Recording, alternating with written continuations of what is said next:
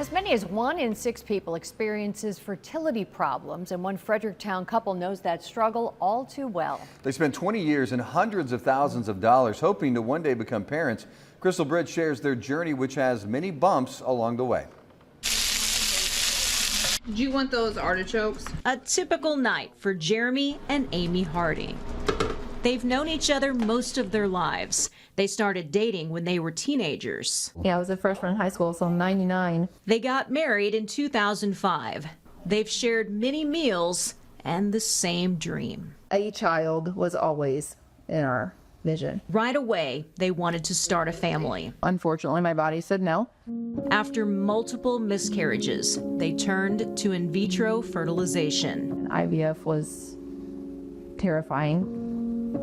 The price alone, and then adding in the amount of injections that you're responsible for keeping up with and doing yourself. Their family, friends, and the Fredericktown community quickly stepped in to help. We quickly realized how many people were in our corner. There were multiple benefits held in their honor. We had a very generous donor come in and basically to write us a check for the rest of what we needed. Feeling optimistic, they began the IVF process. My first transfer didn't even get a positive pregnancy test.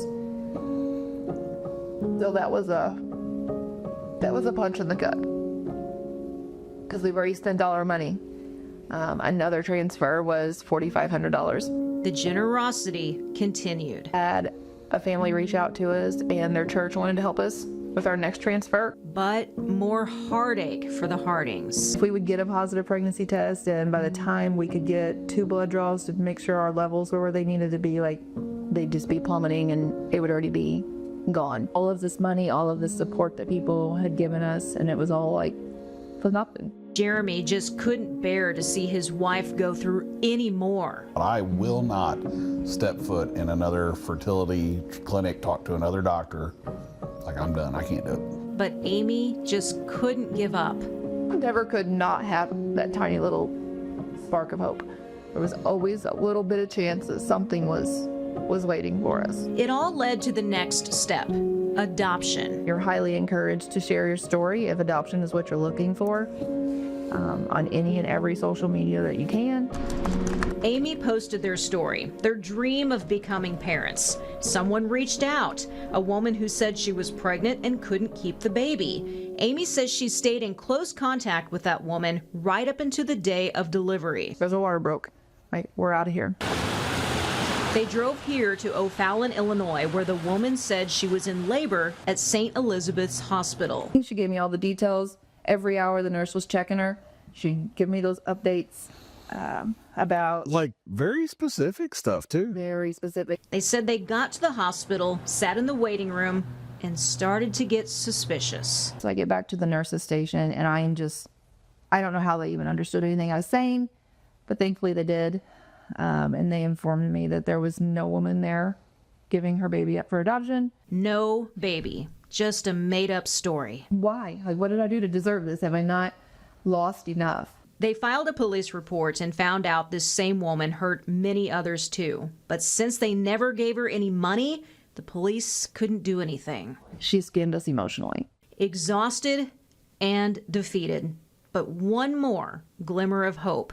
Surrogacy. We had a lady reach out to us that we knew here in town, wonderful woman, said she would do it free of charge, which is unheard of. This is it. This is our sign. You know, we've spent all this money, we've had all of this support, and spent their money too, and this is it. They adopted 2 embryos in 2024, and both attempts with the surrogate failed. So by the end of the year, we knew, again, Nothing. Empty-handed. Out of money and out of options. That's until February of this year. A young mom reached out after seeing Amy's story that was still pinned on her public Facebook page. And so she says, are you still looking to adopt? And I was like, every single day. After what they went through, she was skeptical. And I told her several times, I'm like, I'm not trying to be hateful. I don't want it to come off as hateful. Like, I just need to know how serious you are. The woman was 6 hours away in another state, but they met her before and contacted an attorney this time to get everything in writing. She basically signed her rights away before he was born.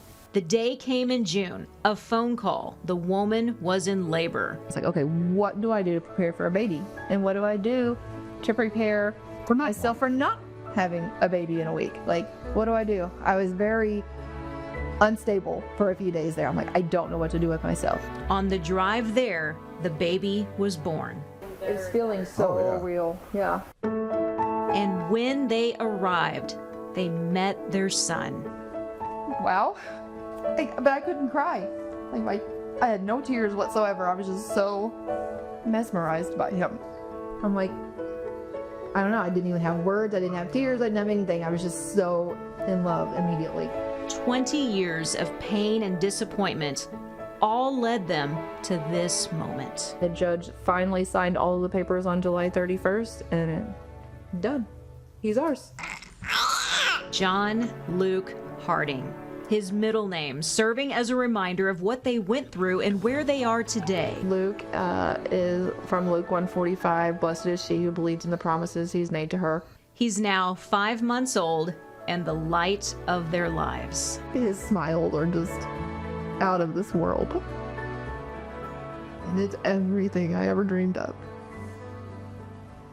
And I fully believe that he was made for us. They have the scars and possibly a lifetime of debt. You can always get up the next morning and go make more money. Because this baby, these smiles, worth it all. I still feel like I'm in a dream. I couldn't have asked or prayed for a better baby. As they treasure every single moment. In Fredericktown, Crystal Bridge, Heartland News. That is one cute baby. The Hardings say they never want their son to question how loved he is. They plan to stay in contact with the birth mother so John Luke always knows how his story began.